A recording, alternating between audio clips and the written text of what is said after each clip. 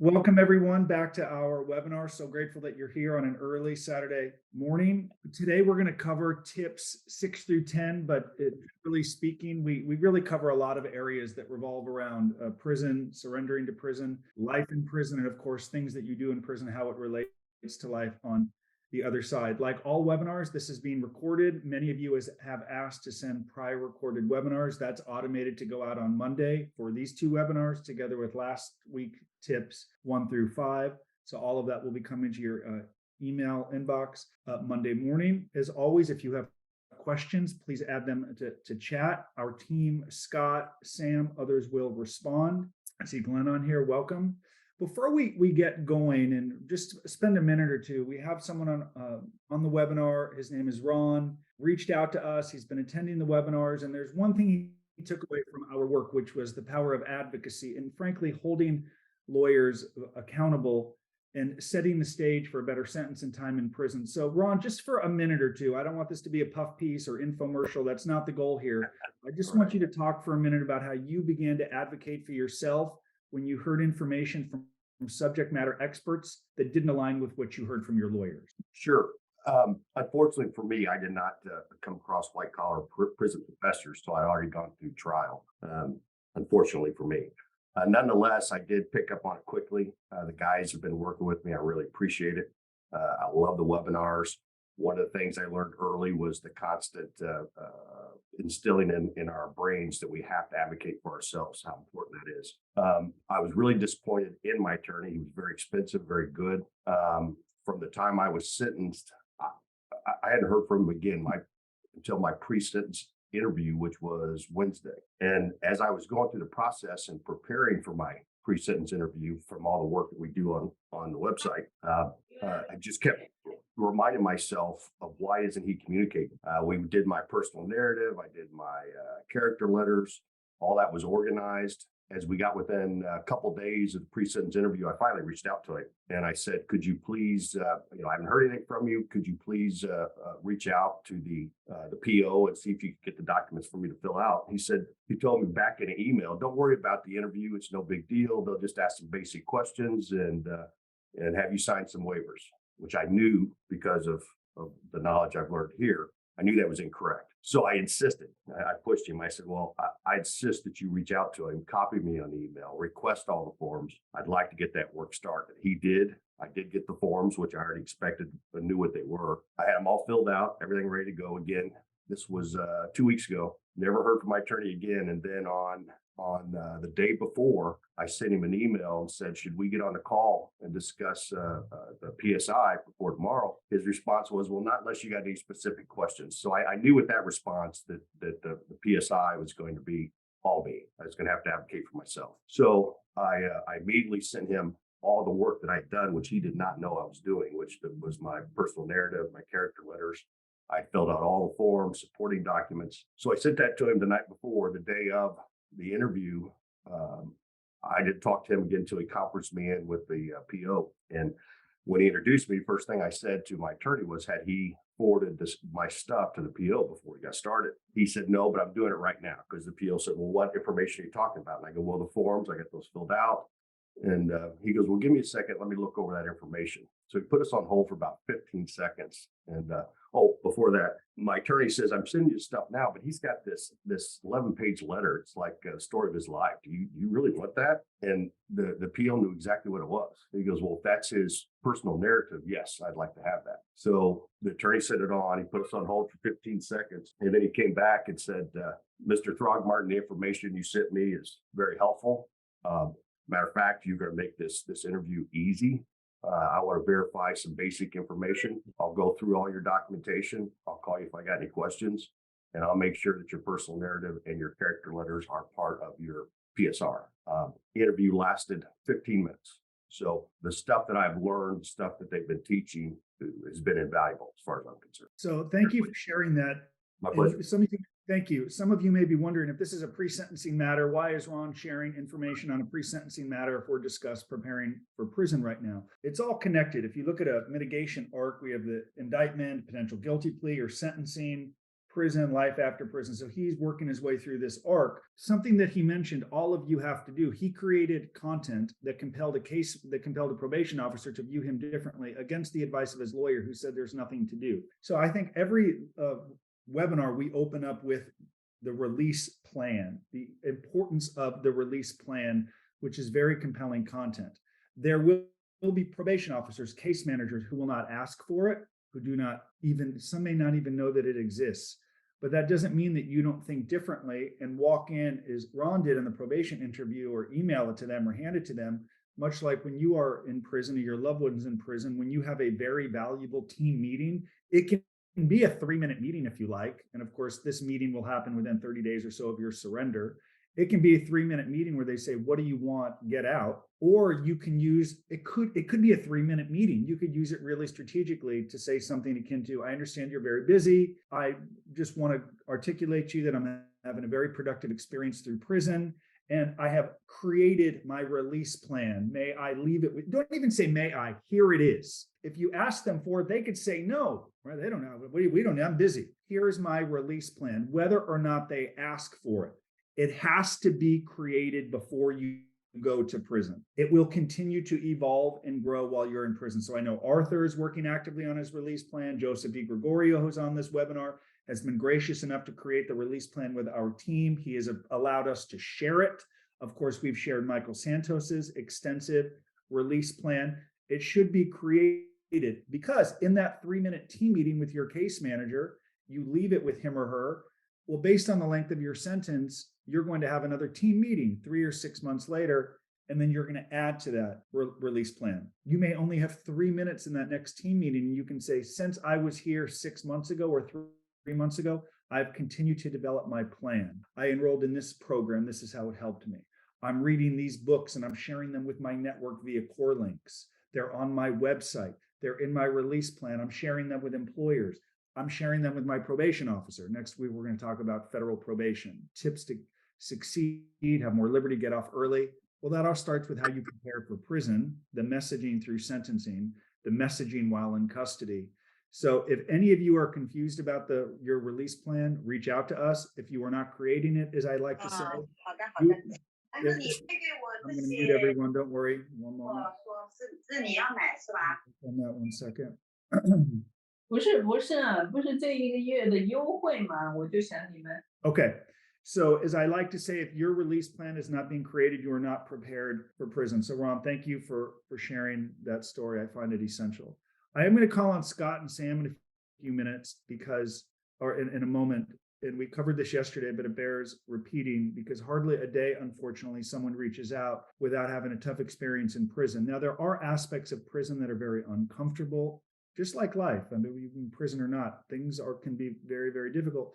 But we find at times people complaining, or as us Jews like to say, kvetching, over things that they shouldn't be complaining about because they're only making it harder on their loved ones. So for example, I shared a story yesterday of someone who was complaining to their family, their wife, their kids, and us exhaustively that they weren't getting enough food, but the food they were getting was terrible. Okay, now the food may not be great. I'm sorry. But is that the sort of message you want to convey upon your surrender to prison when you've articulated to your family that you're going to be productive and have a good experience? When that first phone call you make, they're concerned. Sam or Scott, talk to us about the first phone call that you made. Scott, was your dad Herb like, oh my God, my son Scott is calling from prison? Walk us through that first call and what you told them and how you think they felt after that call, whether it was good or bad. Sure. So my first call was interesting in that it was roughly 20 days after I made it to prison. Being in quarantine, we didn't have access to the phones. And I think that worked out to my and my family's benefit, because had I been able to call them after day 1, 2, or 3, I probably would have complained about things and it would not have left them feeling well. But by the time I got out of quarantine, I was so happy to actually be on the compound. I'm like, let me out of here and let me into prison. That we had a much better call. Hey, I've got this under control. I've met some good people. The food's manageable. I'm sleeping well. And that helped them a lot as well. So I think it's just important to be cognizant of complaining never really helps. And we need to stay strong for the people who love us. And Sam, how about you? I know you had a lot of support. Go ahead. So if you remember, I was remanded into custody my first day. And that night I was taken to the Philadelphia FDC, and somehow I got phone privileges. So I remember calling my wife, and I was scared beyond words. So I was in an FDC, and I said, "You got to get me out of here. I don't care who you have to call. I don't care. I'm going to die here tonight." The guy next to me has teardrops on him, and whatever you need to do, call my mother, call anybody, get me out of here. And I hung up, and my cellmate, who was sentenced 30 years to life, young man, 30 years old, teardrops coming down. He said, "Hey, dude, what'd you just do that to your woman for?" I said, "My wife."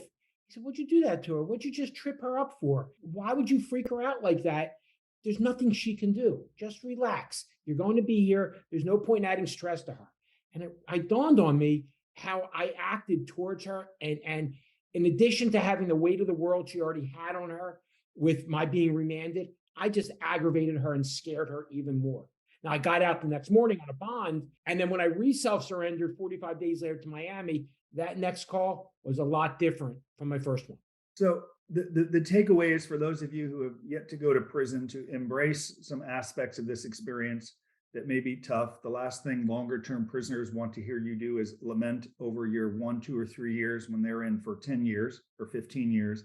Never complain about the length of your sentence. Further, as you prepare for prison, you need to give thought to a 24-hour window of your life in prison. What will you do during that window? And that comes down to the type of job you'll have. You're going to work for an hour, or are you going to work for 9 hours? I'll tell you, if you find a job that you can for an hour, be careful what you wish for, because some guys get bored stiff with all that time in their day. So give thought to the job. Upon your surrender to prison, walk around the compound looking for job opportunities that may be open. Some things are obvious in prison: avoiding iPhones, though we'll touch on them, not going into another dorm, doing your job. Some things are very obvious.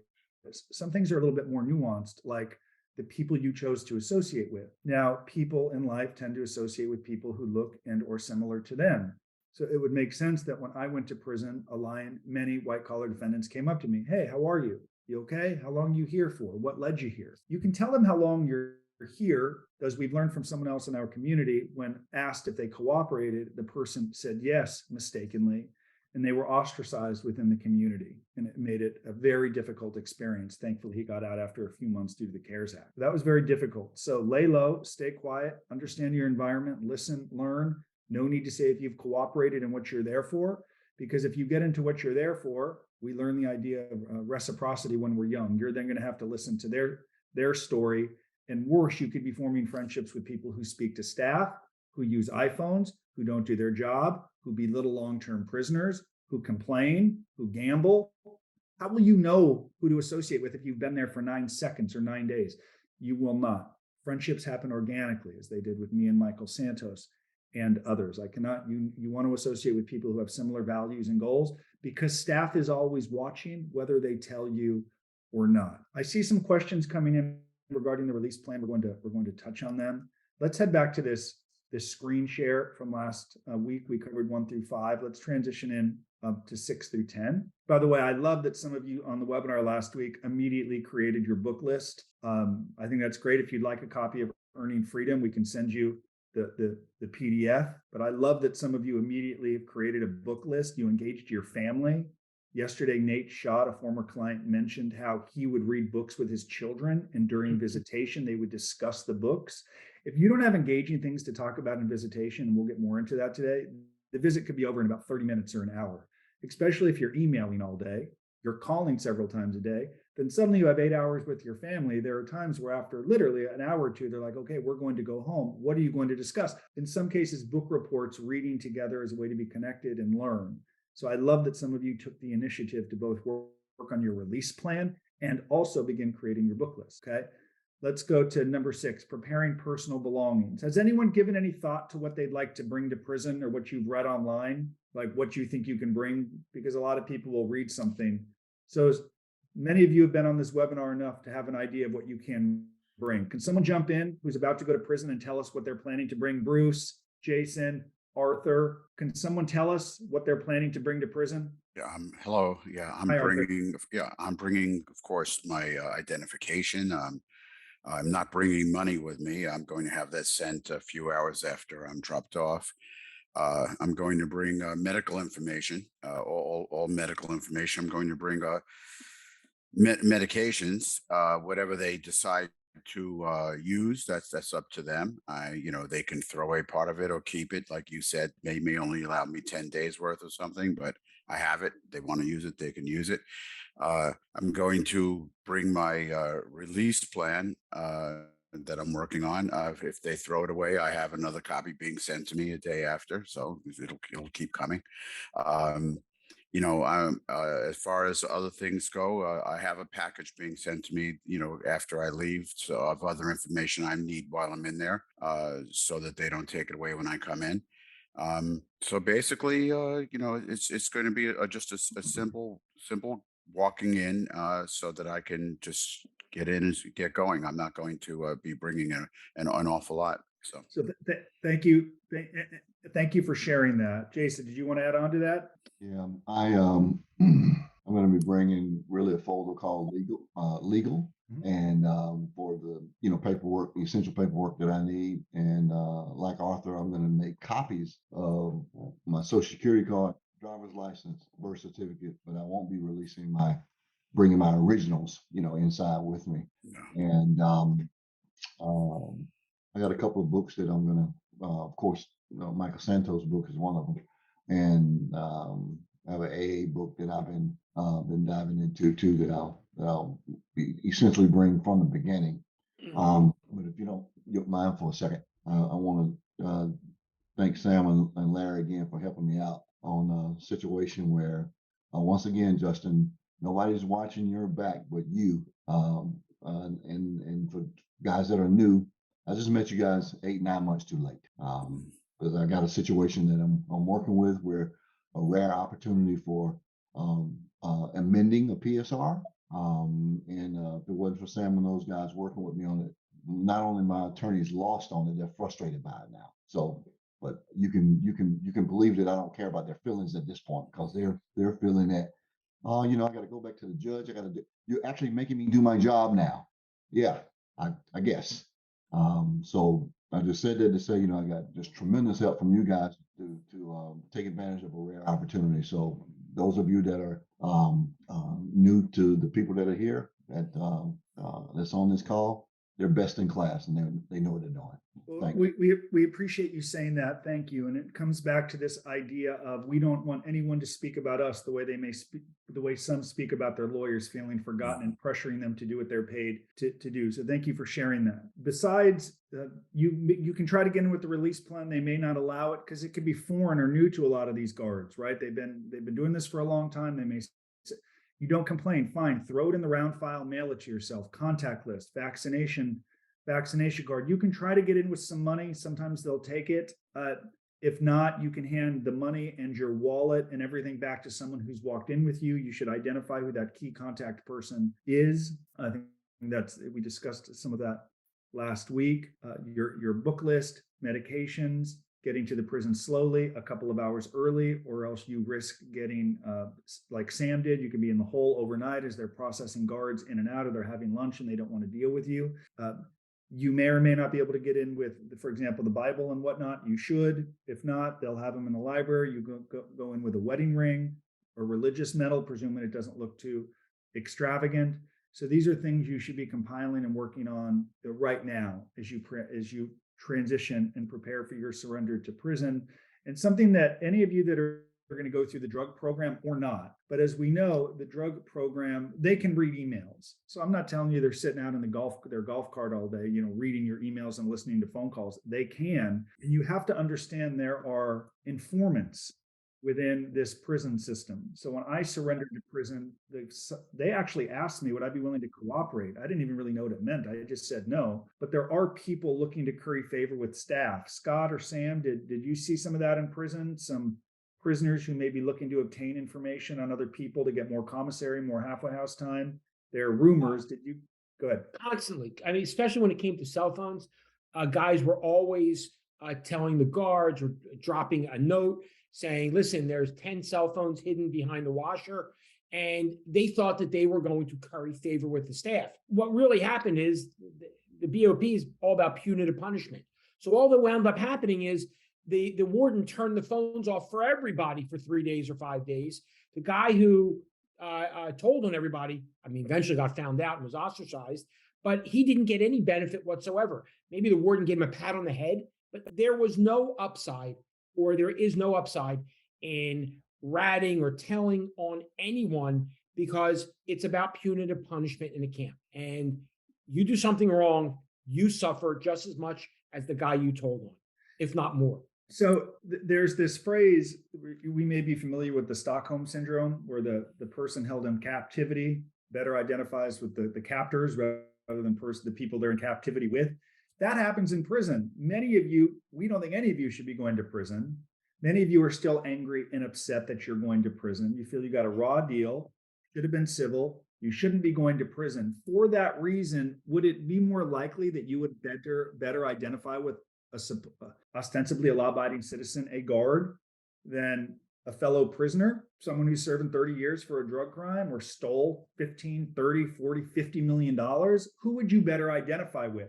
So for that reason, a number of new prisoners feel more comfortable speaking with staff because they feel like, I'm just like you, a law-abiding citizen. It's the reality of it. So you have got to understand some of your tendencies. And if that tendency is to want to please or spend time with someone or make friends because you can't be alone, well, you need to be aware of that. That is part of surrendering to prison and managing this day, because trouble can happen if you let your guard down, for a moment. So of course, there should be no cooperation with staff. If they open the door, say thank you. Back to the RDAP and them always watching, they can read your emails. And I knew of a prisoner when I was there, sometimes I would talk on the phone too loudly. I kind of got reprimanded for that a couple of times. And you're calling iPhones and, hey, I'm coming home soon. And you're sharing details, and guys get pissed. They're angry. Like, oh, you're going home in 6 months? I got 6 years. Guys are angry.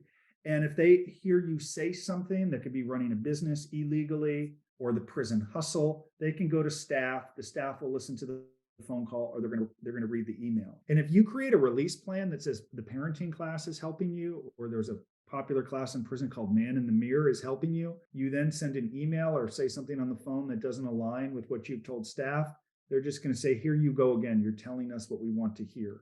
So everything you say, everything you think, and everything you do should align with what it is you want, a productive term, and getting the hell out of there. But as Scott and Sam and Nate touched on yesterday, people tend to let their guard down after 4 or 5 months. Once you feel like you really understand this environment, and you'll be thinking, wow, there's one guard here for 100 prisoners. I don't know, Sam, how many prisoners were at Miami, and how many guards did you see walking around that compound? So there were 375. At night, there was one guard. During the day, maybe there were 2 guards for the whole compound. Think about that. I mean, just think about how much wrongdoing in prison can take place with guys who are bored, some who have criminal minds, some who don't like that you can only spend $360 a month in the commissary, and who want more and can manipulate others to get it, including staff, because Sam and I both received a lot of phone calls over the years from guards who have been indicted, and they all say, an inmate manipulated me. And we say, hey, bud, you're about to be an inmate. You're no longer a guard. Let's stop talking like a guard. Okay, so these things happen. We want you to be aware of them. And it really comes down to friendships that you form as you get ready to go in. So coming back to our item number 6, preparing personal belongings. You can also look at the commissary list if you like. You can just go to bop.gov, get an idea of what it is you'd like to purchase. Some prisons will allow you to spend the $360 at once. Some prisons, it's $180 every other week. I would encourage you for that first commissary shopping to not overdo it. It can be off-putting. Guys get jealous. I remember when I was in prison, some guy's like, hey, can you guys help me carry this up to the dorm? And he's got 5 dudes carrying his bag upstairs. It's like, be aware, understand, while you may be able to spend $500 a month in prison, some guys are doing the laundry of 9 guys to have $50 a month come in. So we want you to be cognizant of that. Don't be too off-putting. And if that means that you go without something that you need for a month, big deal. Because in the totality of your life, will it really matter if you get the Timex watch today or in 2 weeks, or the MP3 player today or in a month? Not really. But we can't have you creating problems and getting into trouble, getting sent to the hole, getting into arguments, because some people, if they hear the brevity of your sentence or they presume you're a rich, white-collar defendant, even though many of you may be broke, I know, because of this process. Don't correct them. Lay low, remain humble, do your job, even when some prisoners will not do their job. And that's an irony. They're going to tell you to do your job. They don't even do their job. So work on your commissary list. You've asked us what we would buy. It's not a good exercise because we may buy Coke and you may buy Pepsi. Who cares? Fill it out. Be cognizant of that. And don't complain if they run out of things in the commissary. It's just part of the process. It's really not that big a deal. Someone asked about a CPAP machine. If I said it correctly, as I understand it, you can surrender with the CPAP machine. You're not going to mail it to yourself. You can surrender with it. Sam, can you confirm? Yeah, most places let you surrender with a CPAP machine. And Most I know it's in the pre-sentence report, which is important as you prepare belongings for prison. If since your pre-sentence report, there have been updates in your health, it's a good idea to see doctors and get updates. For example, someone recently reached out to our team. They didn't feel as if they did a good enough job in the probation report of disclosing their history of substance abuse. Their lawyer kind of inferred, don't say anything. It can make you look bad in front of the judge. Of course, that's the wrong advice. He's now concerned that he may not be eligible for the drug program. And to his credit, he's investing the time and unfortunately a good sum of money to work with a counselor to document his history of abuse, owning why he was in denial, et cetera, et cetera. So the pre-sentence report is important. You won't bring it to prison. Your case manager will have it. But like your release plan, it's a dynamic, we're living this dynamic process. Things may develop as they do. Continue to get updated information and prepare to share that with stakeholders and prepare to go through the messaging. If someone says to you, why isn't this in the probation report? If you have this medical issue, why isn't it in the probation report? You just want to get out of prison early due to COVID, right? This is how they think. You don't really have a drinking problem. You just want the time off, right? How funny, you've been home for 3 years. You didn't get treatment then. Suddenly you're in prison. You run to my office. You don't have a problem. You want the time off, right? These are things you've got to prepare for and think about. And it's why we give everything away for free to help you understand how these bureaucrats think. They're cynical. They don't look at you as a father and husband. They think of you as a criminal who is going to tell them what they want to hear to get what you want, which is getting out. And I cannot stress enough. I know many of you disagree with your conviction, yet if you pled guilty, you've got to own it. Own it. You cannot have your cake and eat it too. I'm sorry, but yes, I did it, but I was swept into this. I didn't have bad intentions. Why can I heard this recently from someone in prison? Why can Nancy Pelosi and her husband trade stocks and do it illegally, but I'm going to prison for it? Maybe the right message, don't know. It's not your message with a case manager who's thinking all you want to do is get out and you're going to lie to me to try to get it. Begging you, what is your highest value? Freedom. And sometimes that requires you to say and do some things that may be foreign to you and hard. And admittedly, we've had people in our community say to us, the biggest fraud I've ever committed is pleading guilty, but I want to get home and I'm prepared to kind of play the game to get there. Play the game if your highest value is a good experience in getting the hell out of prison and having a productive experience while in prison. Before you surrender to prison, you should give thought to how frequently you're going to write. Okay, what does that look like while you're in prison? Okay. And we'll come to that in a moment. Let's go back to medical preparations for a moment. This is very important. Okay. It's a good idea to go through the DOP formulary list. If you are actively taking medications. I know Glenn has mentioned how he has spent time with his physician. We're not doctors, to get an understanding of what they may transition you to. Though I will share the unfortunate reality. You may take medications that they choose not to give you. And the BOP cares about keeping costs down and security of the institution. You may deem it essential, they may not. So to the extent that you can prepare for it, you should. As Arthur mentioned, surrender with the medications, but there are times where you may not get what you need, and it can be incredibly frustrating. And it's just something you want to prepare yourself for. Try to manage it as best as you can right now. Does anyone have thoughts on the medication or concerns? Because it's very important. Quick thing, Justin. Justin, when you say I'm sorry, just one thing I tell everybody, if you're on a medication, which is habit forming, or a sleep medication now due to the stress or anti-anxiety, before going in, I highly suggest weaning yourself off of it, because you might very well find they're not going to give you Valium or Ambien or things like that there. And the last thing you want to do is experience withdrawal over the first week or so while in prison. So if anybody's on this call is taking those types of medications, talk to your doctor about weaning yourself off before you enter. And we've interviewed subject matter experts like Hugh Hurwitz, the former director of the Bureau of Prisons, and wardens who cover these topics. So again, every week that we send out an email. You get an email every Thursday from Michael Santos. In that email, it lists a link to prior webinars, including links to subject matter experts we've interviewed. You should watch. Hugh Hurwitz was the former director of the Bureau of Prisons. That's like interviewing the commissioner of the NBA or NFL. He has extensive knowledge, and we provide it to you, but you've got to watch it because he talks about advocacy and how to manage these problems within the BO, what to do if a staff member is not doing their job.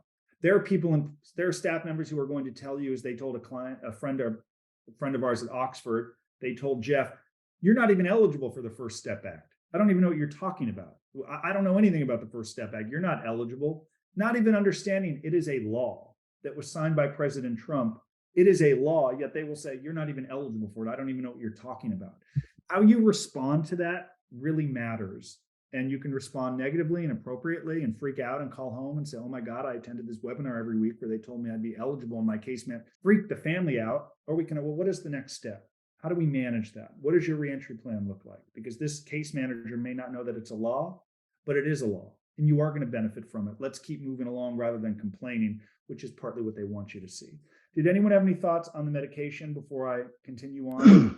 Hey, Justin, this is Glenn. This is Yeah. Glenn. When you say surrender with the medications, can you be specific? Are you saying actually like take the bottle or take the written prescription from the doctor? Or I encourage both a week or 2 weeks of medications along with the actual prescription. And if it is not in the probation report, then there would be value in getting an updated medical record and letter attesting to why you need this medication. Sam, do you see it differently? I would suggest them.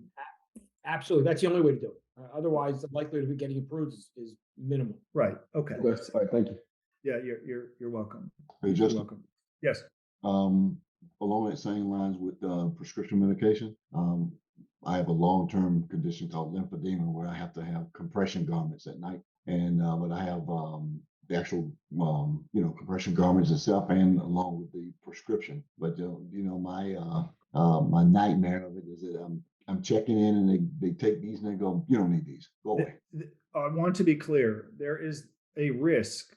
There is a chance that they speak to you that way. And there is a chance they don't give you medications that you deem essential, that they deem non-essential. And part of why our team is here and the reason we retain subject matter experts is to get answers to questions. Last week, I opened by who's your primary contact. When you surrender, you will give them your primary contact. If you find that you are medically not getting treated, you will write a letter. When you email, you will mention it. When you call home, in this case, you can reach out to our team. We'll try to help you coordinate a strategy on how to potentially deal with staff. So it's going to do no good for you to say, "I need this, I need this." Well, it would be helpful to say that, but you may not get what you want. Part of why you have a team and a community is to help you manage the appropriate response.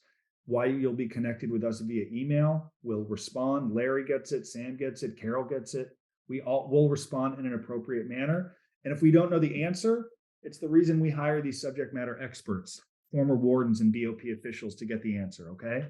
So if you don't get what you need, our team will be here to help. Can't guarantee what they're going to do, okay? But we're going to form and create an appropriate response to push this along as best we can, okay? Okay, so as we continue with our release, we covered medical preparations extensively, very important. We seem to always come back to developing the personal communication and success plan. And this is more important than ever because of the First Step Act and working to create a record for your case manager and eventually for your probation officer, because I know all of you are going to want to get off prison early. So before you surrender to prison, I would encourage you to do what Joseph did, which is give thought to how frequently you're going to write, how you're going to write, what are you going to write about? That comes back to your book list, right? Are you reading books that advance your agenda? How cool would it be to share a book report with your probation officer? I did.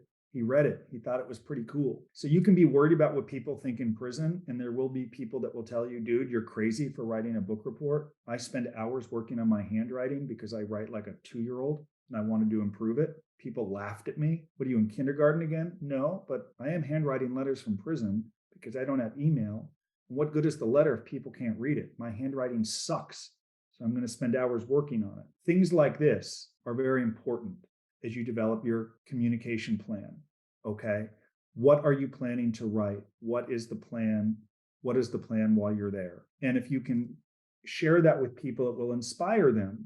It will get them excited about the possibilities that exist while you're in prison, because this is sometimes what happens if you don't develop a personal communication and success plan. When you visit, it may be a not the experience that you had hoped. Is there anyone here? Well, Scott and Sam, we've called on you a lot. Dusko, I know you're home, or I know you're here. Would anyone be willing to talk about a visitation experience they had in prison that was either good or bad? Certainly, I can share one that was good or bad. I know they're not all good. If not, I'd be glad.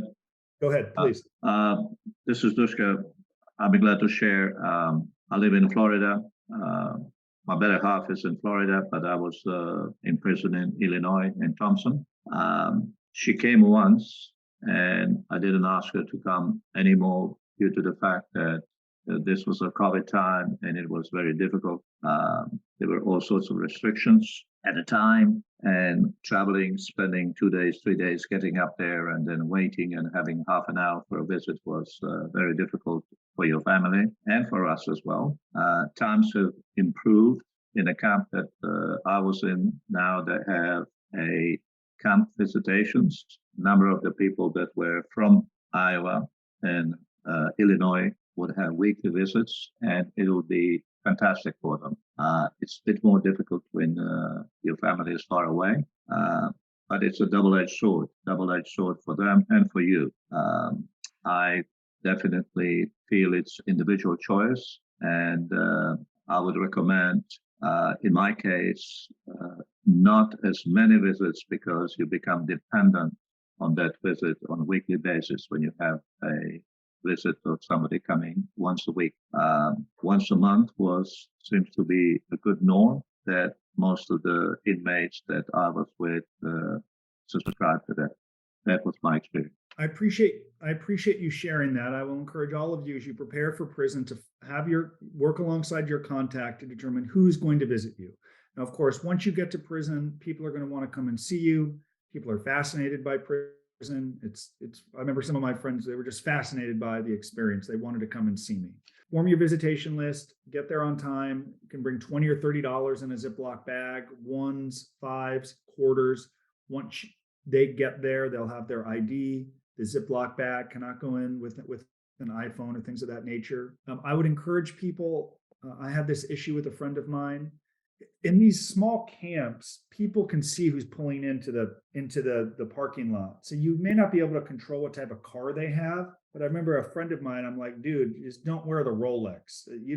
Nobody cares. Don't bring the Rolex. To the extent that people can dial down the jewelry and giving the appearance that they're rolling, because that brings more attention to you. And there were some people that saw my friend, and then they presumed that I had money like him, which I did not. And who is this guy? And I saw his Range Rover in the parking lot. So to the extent that you can leave the jewelry and bling it home and be really unassuming, you should. You also have to pay very careful attention to the dress code, please, because my mom was 67 years old at the time, fairly conservative, yet the guard thought it would be appropriate to tell her that she was dressed inappropriately, which is absurd. And she had to spend 2.5 hours going to the local Target to get something that was appropriate. And of course, I'm blowing up my phone minutes like, where are you? I saw you pull into the parking lot. Where did you leave? And before you know it, she's driven 2 hours through the grapevine to get there, 2 hours to get clothes and come back. We had a 90-minute visit. Did I want to say something to the guard? Yes. Did I? No. It's just part of the journey. But you need to encourage your people to dress appropriately, to fill out the visitation form appropriately, including if there's any background check. Yes, the policy should allow that your family should be approved to visit without filling out the visitation forms, though some case managers may still want them to fill them out. You can push and say, this is policy, or you can have your family fill it out. This is a choice that you need to make. Once your family gets to visitation, they should get you some items in the vending machine. I don't think they should associate, shake hands, or talk to any other people who may be waiting for a visit, because in my experience, I saw a lot of guys get a lot of bad news in prison. We're losing the home. I'm divorcing you. Our kids are struggling. You're not home. What do I do? I'm mad. I'm angry. And worse, some wives reach out to our team and say, I probably got too many of these calls. I'm not going to see him again for 6 months because all he does is talk about his physique, how much he runs, how many books he's reading. He's laying out 6 hours a day. The dude's having the time of his life, and I'm over it, and I'm mad, and it's all about him. I ain't going back. any advice? And my advice is he didn't follow the advice we gave him before he went in. I'm sorry. So it's much different now when you're sitting here, what you're going to do, but it's a much different reality once you're there and the reality of the prison term sets in. Like, wow, why am I here? And there will be days when you will be thinking to yourself, what a waste of taxpayer money that I'm here. This is sickening. I should be working with my family, building a business, paying taxes and contributing. I get it. We've all been there. But does it advance your agenda to think about that and stew over it? You're going to have to get back and get to work. Some do it, many do not. And I hope when you have that feeling like, I don't want to do this, I shouldn't be here, you think back to November 5th, today at 9:15 Pacific time, and think Justin and Sam and Scott said this was going to happen. I'm in a fork in the road. I can go to the chow hall or library and complain about how I got screwed and wait my turn to complain, or I can just follow the plan and say, eventually this is going to be over and I better keep working, because if I don't prepare, then this is going to amount to a life sentence. And Sam gets those calls I'm home, what do I do? And Sam's like, how long have you been home? 8 years, 12 years, 13 years. You're still in your brother's basement. You still haven't gotten a job. You've been home for 14 years. No, I can't overcome what the government did to me 17 years ago when I served 9 months in a minimum security camp. Great, you got a life sentence. That's where you're headed. Let's not let the government get one damn day longer than they got from your lives, okay? Please. But that's going to really require you to do work. Now, back to the communication plan. There's something I want to share. I'm not here to sell websites. You can get them made for $12 in India. But one way is to be really transparent, especially if some of you want to run a business. Here's our good friend Scott's side. Apparently he was surfing here, doing something a lot. Scott, we don't know what you were doing here, but it looked fun. Okay, here's Scott's website. Now, you can have a website. And what would you put on the website? What did Scott put on his website? Book reports. I think Scott was the only dude in South Dakota writing book reports, but you know who reads them? His case manager. I read them. We've had 100 people reach out to Sam and me and say, dude, I really like Scott's book reports. I'm learning. I don't have time to read a 50,000 word book, but I have 4 minutes to read his book report. Scott's sharing these with his probation officer, but it shows how productive he was while in prison. So if you formulate your release plan and assess what the hell you're going to do for the 17 hours a day that you're going to have to yourself in prison, give thought to a website or a weekly email via core links, good old snail mail, sending letters, nothing wrong with that. Because how did all of you find our team? We didn't call you, hi, hire us. No, we produced some piece of content that compelled you to say, these people maybe can help. Content. You need content in your release plan, in your communications plan, in your written plan to share with people, but it must be the right content. If not, people are going to get tired of time you got up and what you ate in the chow hall and how many miles you read. People will disengage after about 9 seconds, which forces you Justin, to book list. Yes. hey, how did Scott update his website while inside? So I'll answer that in just a moment. So I'll answer that in a moment. So I want all of you to think about your release plan, to give thought to this now. Now, many of you have asked, can I run a business in prison? It's a tricky subject. Technically, running a business is a disciplinary infraction, a 408 infraction. But I will tell you, there is a policy that allows the writing of manuscripts while in prison and allows it. I can show you the policy, but I won't. Can you see my screen right now, or it's the Etika website? Can all of you, are you able Yes. to? Okay, good. I want to share something with you, because if any of you want to run a business or contribute, this is a blog that Michael Santos and I managed while I was in prison. It's evolved a lot, of course, but this goes back to January 2009. Here's my blog from prison. Writing about random things, my Thursday in prison, disciplinary infractions, allegory of the cave, my friends in prison, things of that nature. Every day we did this. But I'll tell you what's also in this. My manuscript lessons from prison, letters to media, to friends, to probation officers, to funders, to potential partners, to employers. Every letter, letters to professors so I can speak at universities, letters to potential clients who could hire us. All of that is done by way of this blog. This is my whole business. The whole thing started. So when people ask, how did you begin to gain traction out of prison and get a client the first day? People were waiting to hire our team because of what I did while in custody. And it wasn't hard. My Thursday at Taft Camp, January, look how short this is. This blog is garbage, but I said I was going to do it. This is one of these useless blogs. At 8:15, I hit the track and ran 10 miles. I've run 220 miles in January. I'm taking off till Sunday, primarily because my right hamstring feels like a truck ran over it. This is the whole blog going back 13 years, but people still read it till this day. So whether it's a blog or a newsletter, I'm begging you, I'm just begging you, as you create your communications plan and your reentry plan, don't talk about it. You got to do it. The problem is it's easier to read and it's hard to write a book report. It's a very passive activity reading. You've really got to invest the time. Now back to my blog or website or Scott's blog or website. Scott, can you tell us what you did? How did you manage this? What did you do? You don't have internet in prison unless you're using an iPhone. How did you do it? Sure. I would, anything I wanted to write, whether it was a book report or whether it was a blog post, I would send through core links, and someone from Justin's team would help upload it to the website for me. And just another one of those things that kept me busy. I found it to be really, really engaging and made for really interesting visits when family and friends came to see me. We had a lot to talk about. I had a lot of outreach from my community back in Boise that I didn't anticipate. You know, hey, Scott, we've enjoyed reading what you're writing. It's made us think about some things as well, and having these good conversations instead of just saying, oh, I'm in prison, I can't wait to get home, I miss you guys back home. That's the right approach, right? Many of us must embrace that our biggest remaining asset outside of our family, that our biggest asset may be our experience through the system.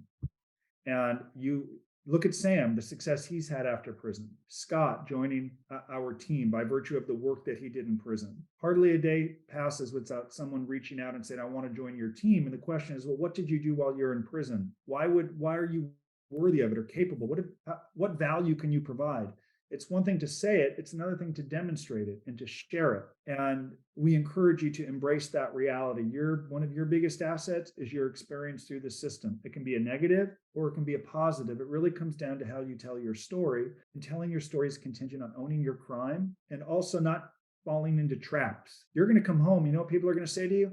Dude, I've done worse than that. You got a raw deal. I'm sorry that happened. And you can say, yeah, you're right, I agree. Or you can say, I don't know what you did. I made bad decisions and there are consequences. In retrospect, I would have done things differently.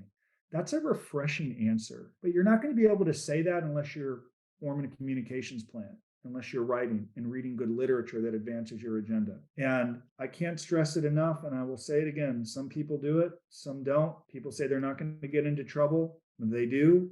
And Sam and I receive these phone calls, and it's heartbreaking and devastating because they lose their good time. They get thrown out of the drug program. They go to the hole. They get transferred.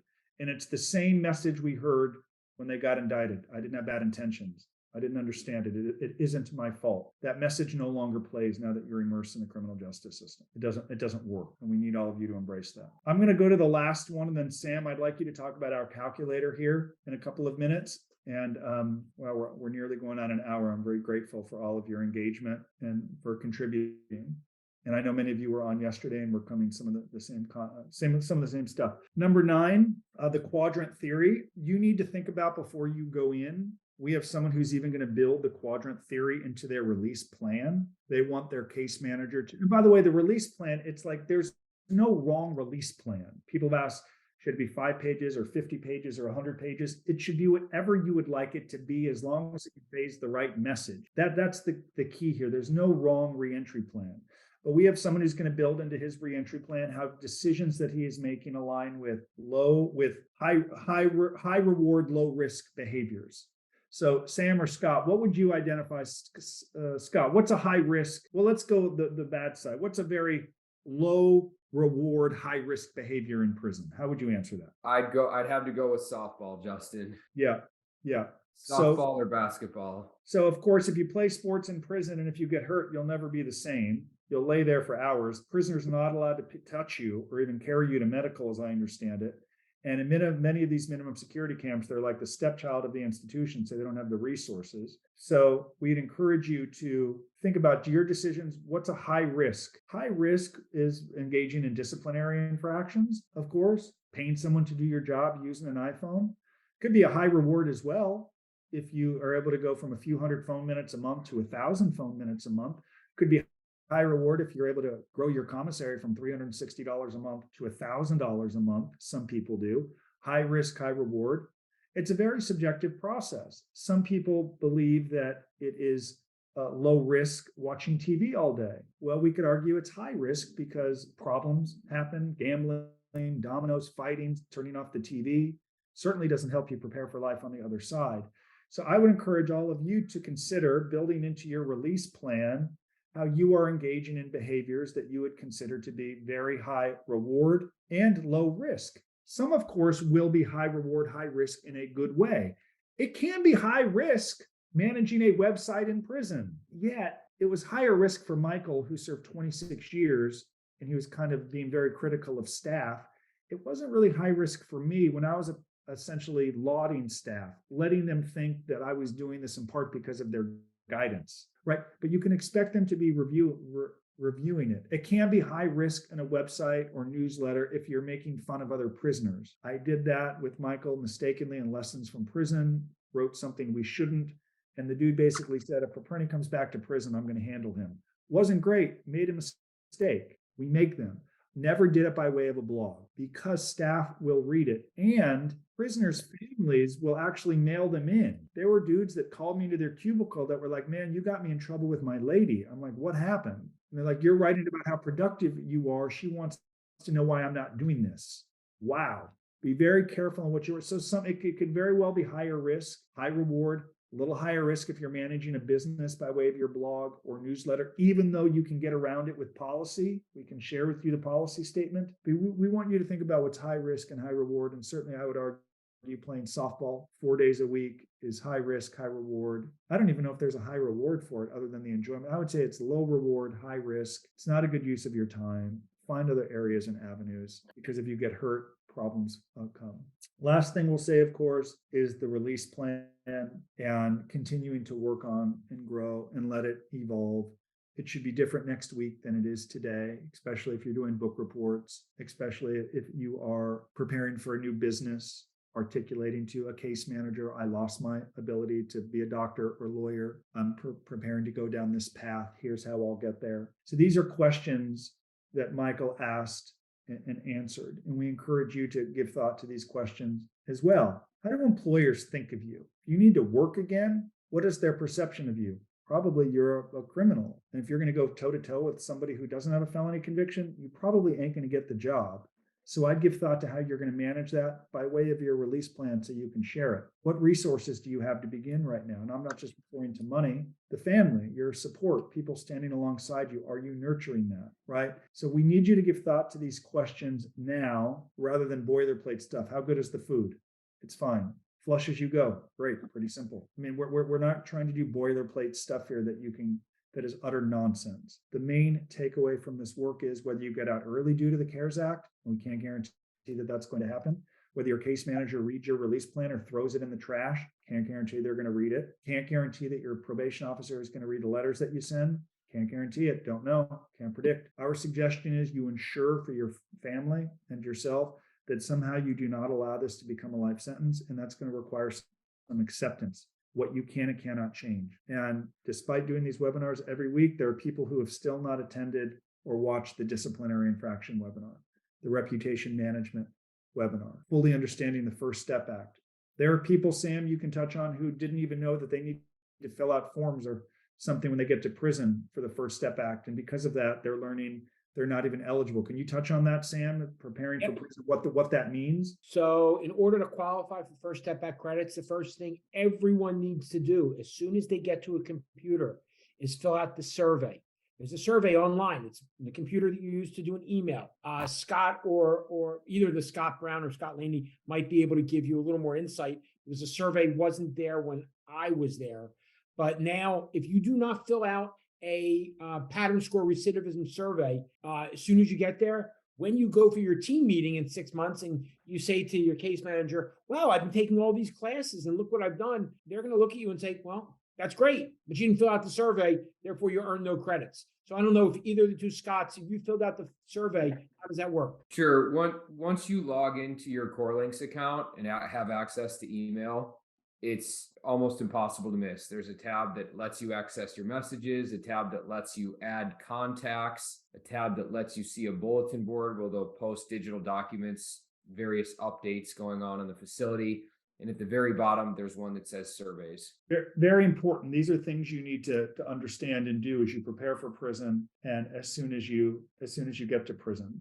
Someone asked about the policy statement. I will send the BOP policy statement on the allowing of manuscripts and whatnot. That was passed in 1997. Sam, what I'd love to do, and we have a few people on the webinar that will go through their specific calculator case, their sentence length specifically, like Bill and others. We'll go through that with you. But Sam, I'd like to transition to the calculator for a minute. Sam, can you talk about the calculator? Yeah. And sort of So- this process we've been going through. I just put the link up so everybody can use it. And I'm screen sharing it right now so everyone sees it. Okay, so Justin, do you want to do the input while we talk? Yeah, why don't you tell me? Let's just say Okay. Sam. So Sam was So- sentenced. Go ahead. So let me explain. In the way the calculator works, there are going to be 4 different potential release dates. The first release date is assuming you get no credit whatsoever. That would typically be for a sentence of 12 months or less. Because at 12 in a day, you get your 54 days good time, 15%. The second is the Also, projected- real quick, the reason you wouldn't get it is if you get a disciplinary infraction and they take away your good time, which happens. Right.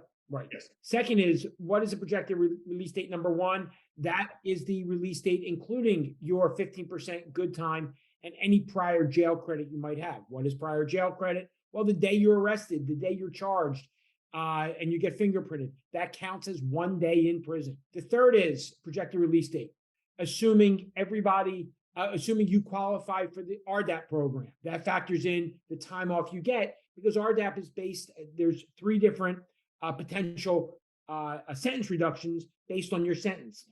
If you're sentenced 24 to 30, you qualify for 6 months, 31 to 36, you qualify for 9, 37 and above, you qualify for 12 months off your sentence. And the fourth, the projected release date number 3 incorporates everything we just discussed, plus earned time credits. Earned time credits, part of the First Step Act, said that you get, for the purpose of this conversation, if you're a minimum pattern score, and again, that gets calculated off of the survey you're doing, 99% of the people that are in camps are minimum. You would be a low if you have maybe a prior criminal history. You can still be in a camp, but prior criminal history. But most of everybody on this call will be a minimum. That says that you get 15 days for every 30 days of productive activity, BOP approved classes, things like anger management, parenting, and non-residential RDAP. RDAP, as well as working within prison, up to 1 year off your sentence. So 15 days for every 30 days of productive activity, up to 1 year off your sentence. After you get the 1 year off, then any additional earned time credits are being applied towards additional time in your halfway house home confinement period. So for the purpose of this conversation, Justin, who do you want to use? Would someone like to, Bill, do you want us to use the numbers, Bill? Well, let's just go through Bill's for a second. Well, what I wanted to, I'll have it emailed to me because that's fine. Let's go through it. So we have a sentence of 57 months, Sam. Put it back on the screen. Put it Yeah, back on the screen. I'm going to right now. So I'll have it emailed to me just for issues of privacy. I'll have it come to. Okay, so the sentence is 57 months. So enter 57 there. Yes. The start Okay. date, whenever you're planning on surrendering, whatever your surrender date is. Okay, I'll just make a, okay. Prior jail credit. Most of the people on the call will have 1 unless they were taken into custody ahead of time. So it's 1. Are you And guys- participating? Yes, we're gonna do RDAP. Yes. Okay. Typically, when you're there, the first 2 months, you're going to be low pattern score until you get to see your case manager and they adjust it. So for the purpose of this, FTC with low pattern score, put in 2. And can you touch on that one more second? I think that's really relevant. So you're going to surrender, and it could take some time before they classify you as minimum pattern score. And as I understand it, you're suggesting that process could be 60 days. It could be longer. It could be until typically it's at your first case meeting, a team meeting, whether you get a team meeting in 30 days or in 3 months. And so I'm going to kind of split the baby with the bathwater and say 60 days.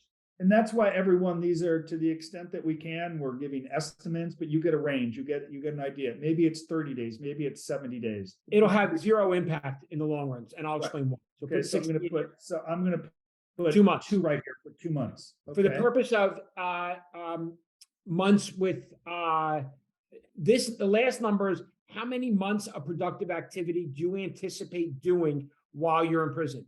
Now, you can't say 57 because just right off at the top of the bat, and keep this in mind, on 57 months, you're going to get 8 months off the top for good time. So that brings your net sentence to 49. 48 months, Yeah. 49 months. Then you get 12 months off for RDAP. So 49 drops to 37. So for the purpose of this conversation, put in there 35. Why 35? Because you already have 2 months for low pattern score. So put 35 in and hit submit. Now, Justin, you're going to get that email to you. When you do, let's share the screen. Okay. Now, something that while this is coming to me, the number that's going to come to me will that include the halfway house time and home confinement and those sorts You'll of see. things? I'll show everybody when you open it up. Hey, I got an email from Michael Santos with the release. He's not even here, but we're getting emails from him. This is fantastic. Okay, hold on one second. Okay, 1 second. Can you see my screen, Sam? Yep. Okay. So scroll down. Okay, so The top just gives a description of the First Step Act and the different provisions that go into this calculator. So scroll down to summations. Now, for the summations, remember we had different inputs. We had and different assumptions. So release date 0 assumed you get no good time or earned time credits.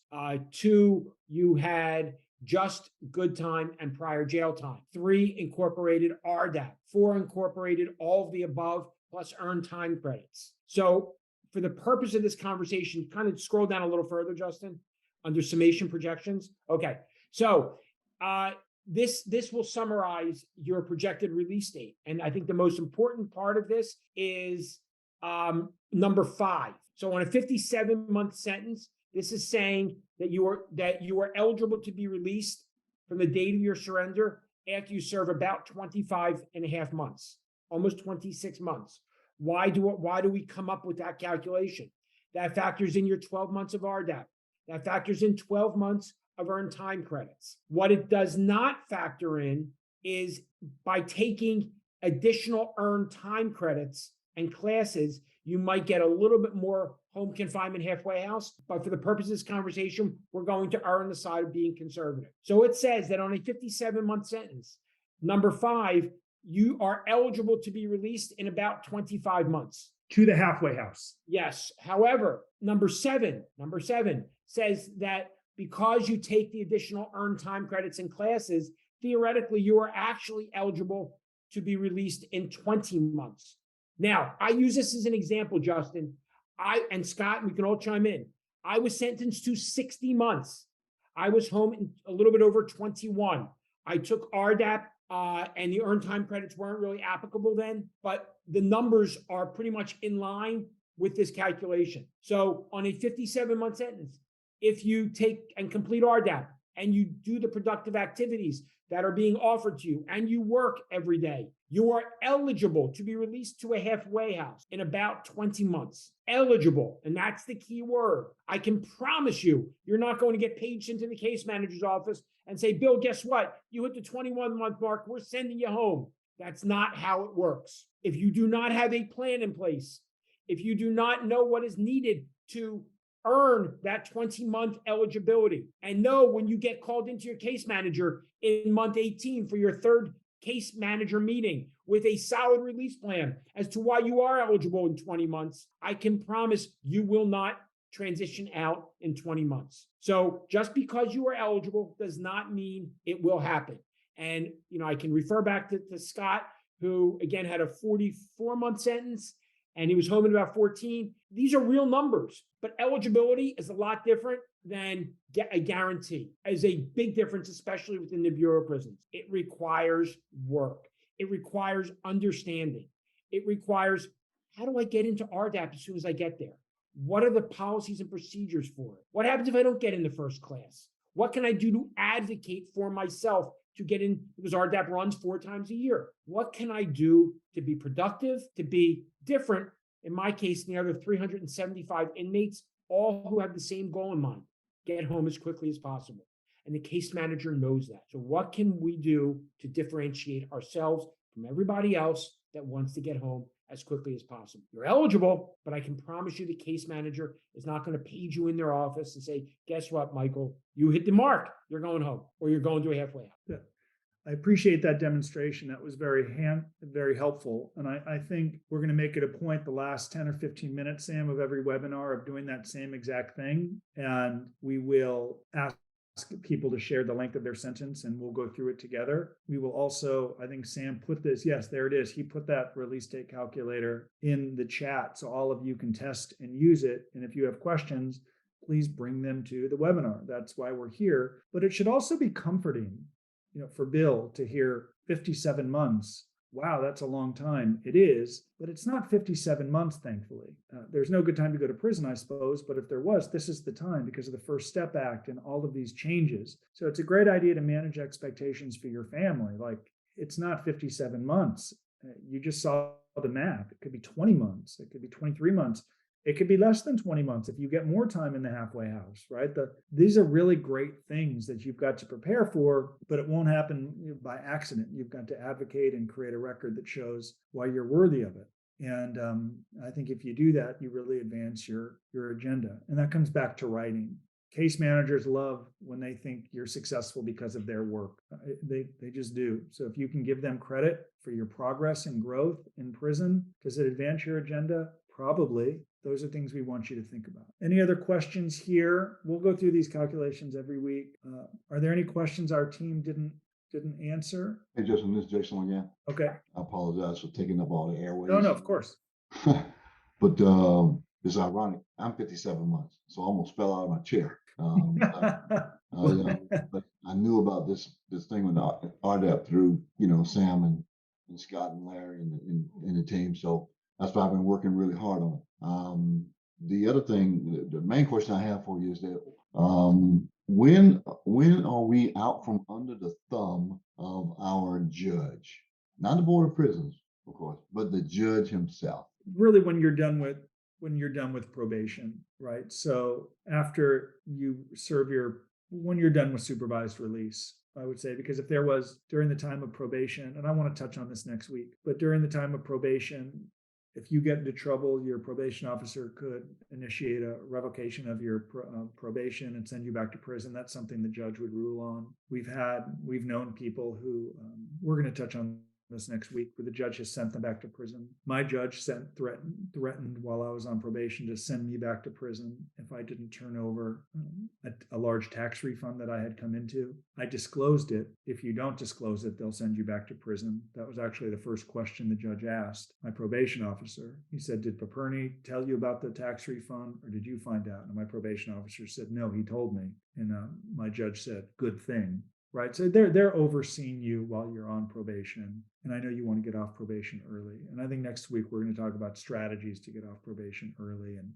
to travel more and all the things that you want. But to answer your question, presuming they retire or die, they're involved in your case until you're done with probation. Thanks, Chief. Scott or Sam, maybe we can discuss this more next week. Someone in our community has only a 6-month sentence. So the question was, how does CARES play into this calculator with a 6-month sentence? Is it possible to see a release date short of the 6 months? Sam, how would you respond to that?